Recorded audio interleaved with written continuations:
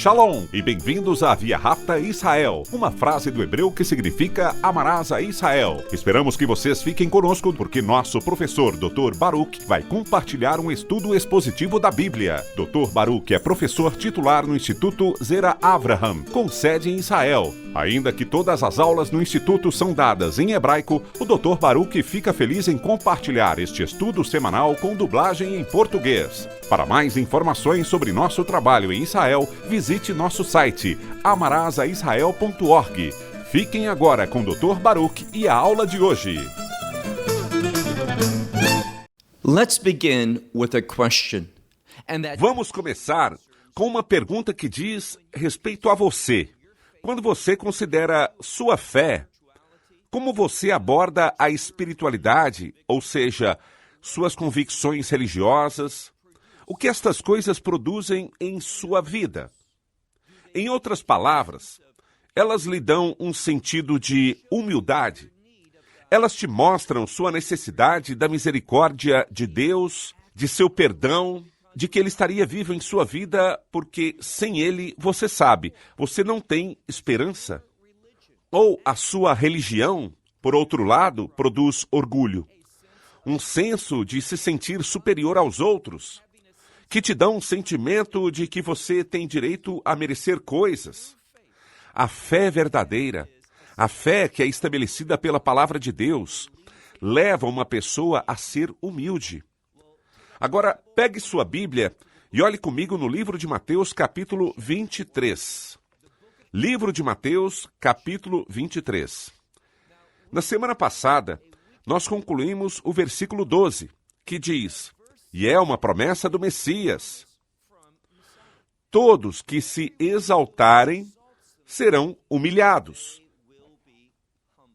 E vimos também em nosso estudo que os fariseus e os escribas estavam usando sua religião, a sua forma de compreender o que entendiam sobre o mundo espiritual, as coisas de Deus.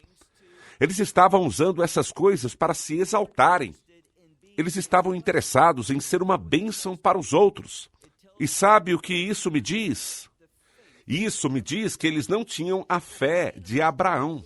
Se eles entendessem a aliança de Abraão, eles saberiam que Deus os chamava, que Deus havia criado uma aliança com eles para o propósito deles, sendo seus vasos nesse mundo para mediarem a bênção a outros, dando-lhes a verdade. Mas o problema é que eles não entenderam a verdade de Deus. A religião deles não era a religião que vinha do céu. Eles não entendiam os mandamentos de Moisés. Eles o entenderam de forma errada. E estavam usando aquilo que era certo, a palavra de Deus, para se exaltarem. Portanto, aquele orgulho, aquela autoexaltação, iria gerar o julgamento de Deus, o que faz surgir um abatimento. Ou Deus vai trabalhar na sua vida para te edificar ou para te abater. E isso só acontece se você caminhar na fé, o que significa que você entende a verdade de sua palavra e que você a aplica em sua vida. Agora, vamos ver o Messias, que ele vai dizer algumas palavras duras a este grupo de pessoas, ou seja, os fariseus e escribas. Olhe que ele diz nesse primeiro versículo que vamos ler juntos hoje. O versículo 13 é a palavra ai. Este é um termo de alerta. E vamos vê-lo aparecer várias vezes nas afirmações do Messias com relação a esses fariseus e escribas. Ele vai repetir várias vezes, ai, para os fariseus e escribas. E esta palavra significa que algo horrível acontecerá, a menos que haja uma mudança. E é isso que o Messias quer, que suas palavras provoquem essas pessoas a mudarem. E sabe de uma coisa? Podemos dizer essa mesma coisa sobre nós mesmos. Quando encontramos a palavra de Deus, o Messias quer que elas nos provoquem uma mudança. Uma mudança que agrada a Deus.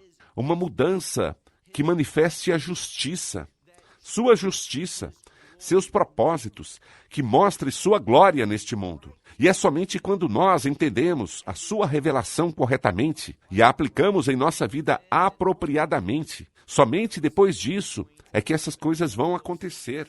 E o que são essas coisas? A unção, a liberação do poder do Espírito Santo, a sabedoria de Deus nos será dada. Vamos experimentar seu ponto de vista e seu conhecimento. E então, o que irá acontecer?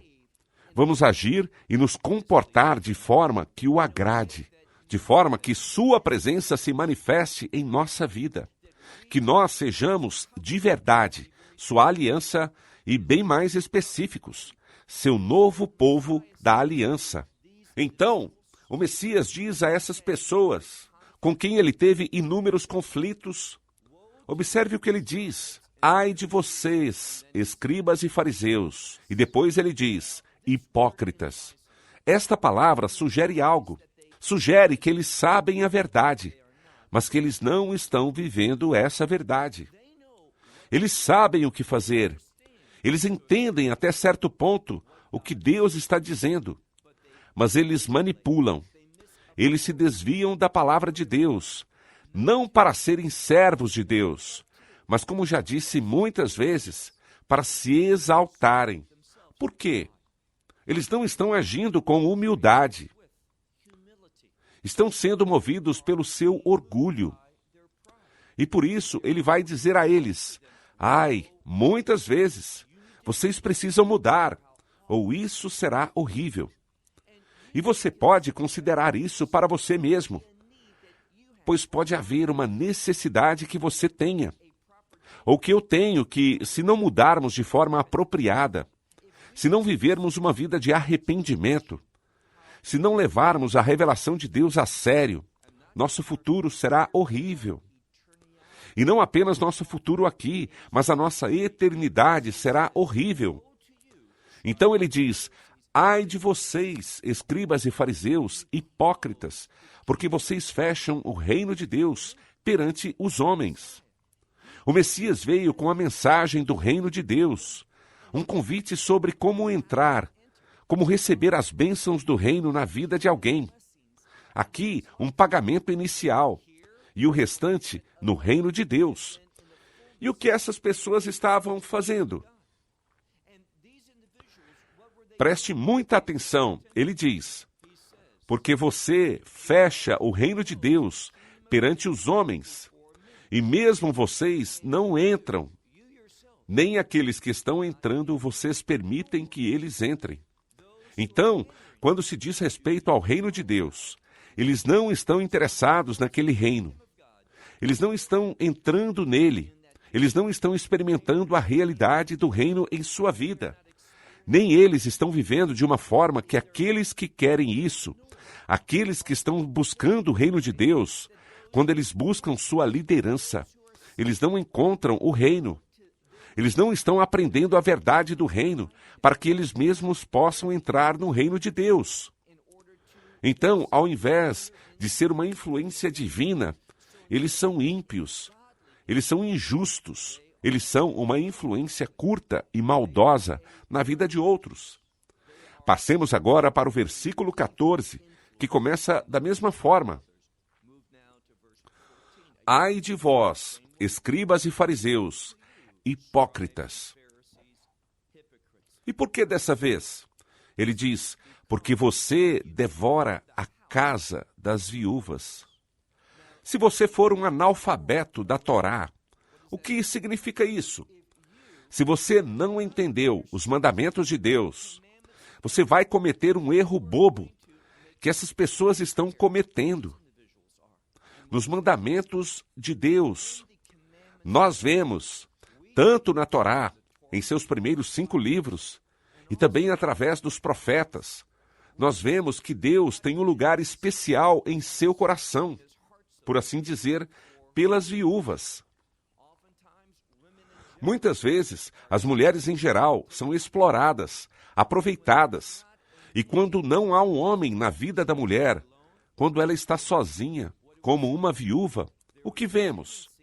Naquela época, havia uma tendência na sociedade de explorar a mulher, de tirar vantagem dela. Assim, observe o que ele diz. Ao invés de ser um defensor das mulheres, especialmente das viúvas, ao invés de seguir os mandamentos de Deus com relação às viúvas, a palavra diz que eles devoram as casas das viúvas. E o que eles fazem depois? Para que pudessem esconder seu verdadeiro caráter, ele diz, e eles fazem longas orações por conta disso.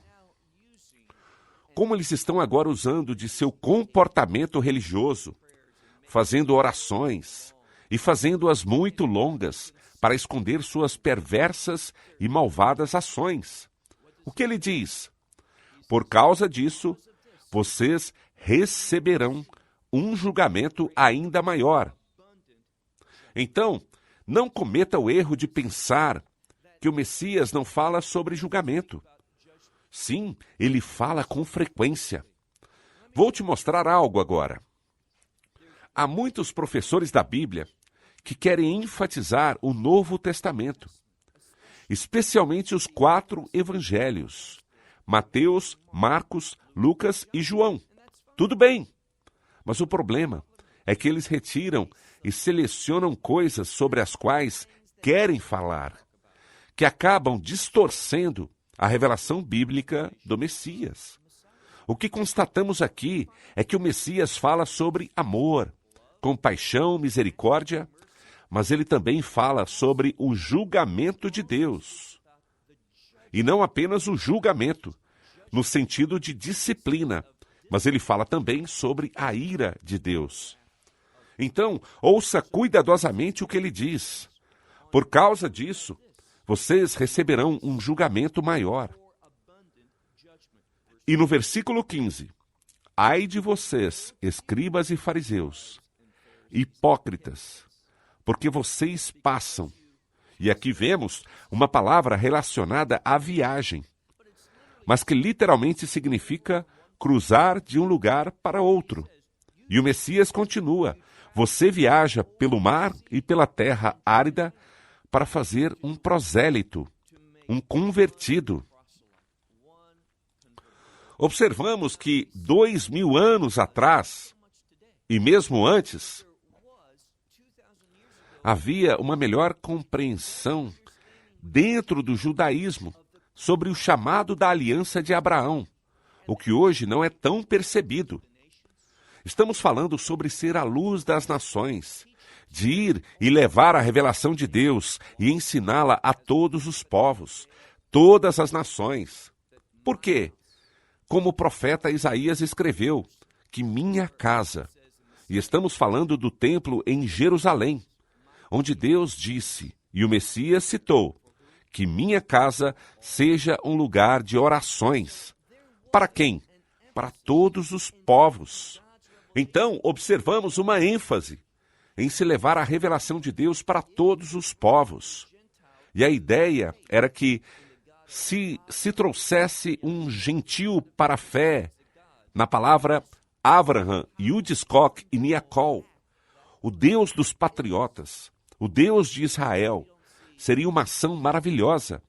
E é mesmo, mas hoje em dia nós não vemos essa ênfase. E voltando aos fariseus e escribas, verificamos um problema. Eles viajavam pelos mares e terras, mas o problema era que, quando eles iam fazer um discípulo, seu discípulo, aquele que seguiria a sua luz, o que a Sagrada Escritura fala? Sempre que isso acontecia, você faz dele um prosélito. Você faz dele um filho do inferno 2 vezes mais que você. Ao invés de trazê-lo para o futuro de reino, esses fariseus e escribas traziam as pessoas para o julgamento de Deus. Isso acontece simplesmente para mostrar o desprezo do Messias e sua afirmação que essas pessoas não são servos de Deus. Uma vez mais, Precisamos avaliar a Sagrada Escritura de forma pessoal. Precisamos nos perguntar: somos verdadeiramente seus servos? Estamos agindo de forma que haja uma influência do reino sobre outros? E é justamente por isso que você foi salvo, para fazer e com certa frequência. E ao invés de estarmos voltados para o reino, nossos pensamentos, nossos desejos, nossas vontades, nossos esforços, nossos recursos ainda estão sendo investidos neste mundo, ao invés da luz dos outros para um futuro de reino. E agora vamos para o versículo 16. E novamente ele diz: ai de vós, mas ele muda o termo. Ao invés de dizer de novo escribas e fariseus, ele fala deles, dirigindo-se a eles, mas os chama de guias cegos. Alguns podem dizer cegos, mas nos textos receptos, as duas palavras aparecem aqui. Ai de vocês, cegos guias, aquele que diz. Agora, vamos ver uma característica do ensinamento deles. O Messias vai usar o próprio ensinamento deles, o que eles dizem, para mostrar que eles não compreenderam totalmente. Eles não estão vendo as coisas pela posição da verdade bíblica. A lógica deles simplesmente não resiste à luz da simples revelação que vem do céu. E vamos falar agora sobre fazer um juramento. Aprendemos mais cedo em nosso estudo que é melhor não fazer juramentos. Da mesma forma que seu sim seja sim e que seu não seja não. Mas essas pessoas, para manipular e cobrir aquilo que é falso, as suas mentiras, os seus enganos, algumas vezes eles juravam e jogavam dizendo: eu ganho pontos por isso, então isso não me obriga. Se eu apenas tivesse dito isso, mas não disse, deixe-me te dar um exemplo. Olhe cuidadosamente aqui, na metade do versículo 16. São vocês que estão dizendo: se alguém for jurar pelo templo, não é nada. Mas se alguém for jurar pelo ouro do templo, ele está obrigado. Mesmo? Qual é a diferença? Por que tem essa mudança? Porque eles dizem que você não está obrigado. Mas se você jurar pelo ouro, você está obrigado? Continue a leitura. Da mesma forma, no versículo 17, ele diz: tolos e cegos. Em primeiro lugar, ele fala: tolos, vocês sabem mais que isso.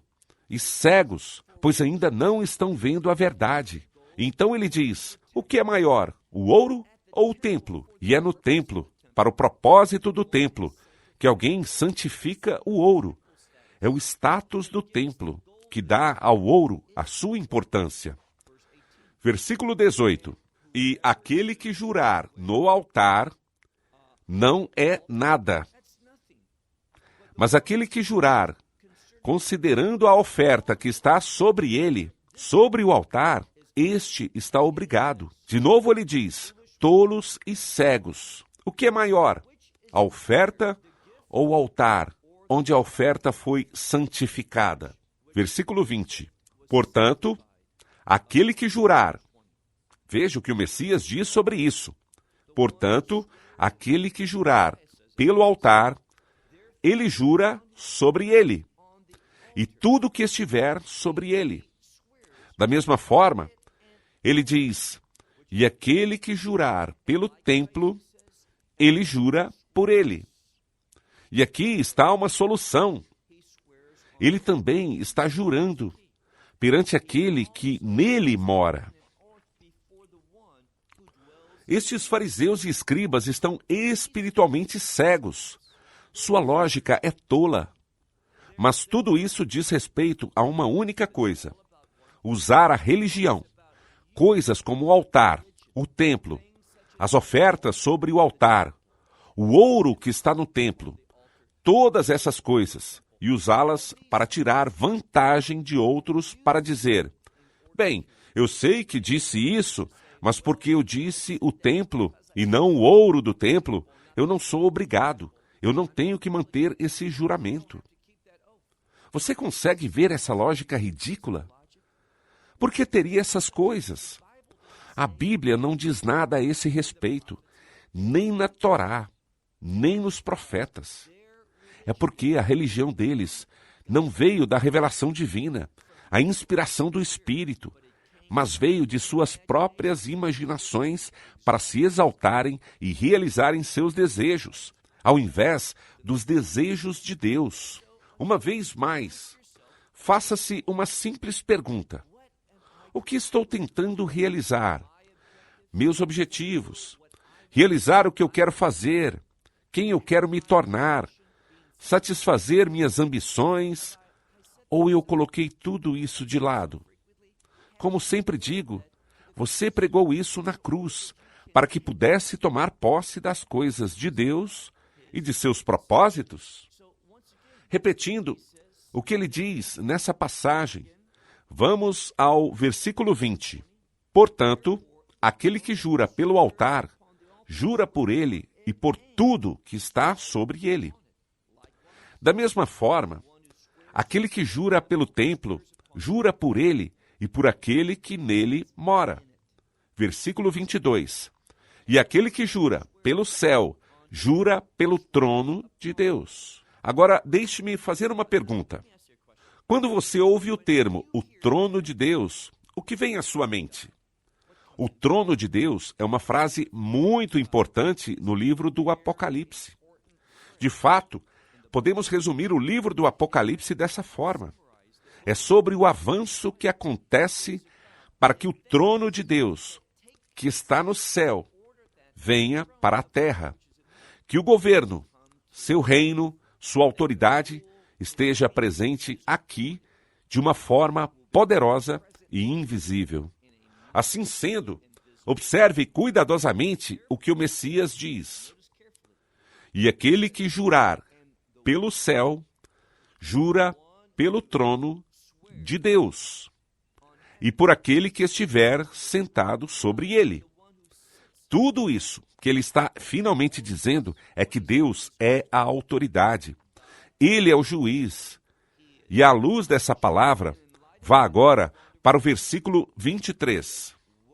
Ele diz: ai de vocês, escribas e fariseus, hipócritas, porque, novamente, eles enfatizam o que eles não devem fazer, deixando de lado, ignorando as coisas que têm maior significado. Continuando o versículo 23. Ai de vocês, escribas e fariseus, hipócritas, porque vocês pagam o dízimo da hortelã, e do endro e do cominho. Mas vocês desprezam, vocês ignoram, vocês não tocam, vocês não se envolvem com as coisas mais importantes da lei. Quero que você entenda isso. O Messias está falando e ele diz as coisas mais importantes da lei. E quais são essas coisas mais importantes? Nós não temos por que debater sobre elas, pois ele nos diz o que são: o julgamento, a misericórdia e a fé. Ele diz que essas coisas que se manifestam com a lei, ou seja, o julgamento, a misericórdia e a fé, essas coisas vocês devem fazer e as outras vocês não devem deixar sem fazer, ou que elas sejam ignoradas. E é por isso que ele nos diz no versículo 24, observe, o Messias diz: cegos guias, que esticam a rede, mas engolem um camelo. Eles estão enfatizando essa pequena rede que usam para coar os líquidos, referindo-se a um inseto muito pequeno, um percevejo. Eles estão tão preocupados que possa cair algo em sua bebida, algo como um inseto, e esticam a rede com todo cuidado, mas acabam por engolir um camelo, o que significa algo maior. Então fica óbvio que eles nem prestam atenção. E aquilo que é insignificante, eles dão toda a atenção. É exatamente isso o que ele está dizendo. É por isso que ele repete. Vamos agora ao versículo 25. Ai de vocês, escribas e fariseus. E de novo ele diz: hipócritas, porque você limpa a parte externa do copo e do prato, mas por dentro está cheio de... Observe essas duas palavras, cheio de ambição. Literalmente, essa palavra tem na sua raiz ambição, mas o efeito é de simplesmente roubar. Roubar por força. Roubar sem pensar nas implicações do ato de roubar alguém. E a próxima palavra não só fala sobre ambição, mas fala sobre alguém que tem um grande desejo de maldade. E esse maldoso desejo, que foi traduzido assim, é o conceito de autoindulgência. E é por isso que ele começou com orgulho, com este desejo de exaltar a si mesmo, simplesmente para se comportar de forma que se traga o prazer em si mesmo, ao invés de ser em Deus. Então, nessa passagem, ele diz: vocês estão enfatizando o mundo externo, não o interior. E é por isso, versículo 26, que ele diz: cego fariseu, primeiro limpe a parte de dentro do copo e do prato, de forma que a parte de fora do prato e do copo também fique limpa. A pergunta que temos que nos fazer é muito simples. Queremos andar, viver, comportar da forma que Deus diz que há uma pureza para a nossa vida? Aquilo que estiver limpo, e a propósito, a palavra limpo tem grande significado dentro do judaísmo.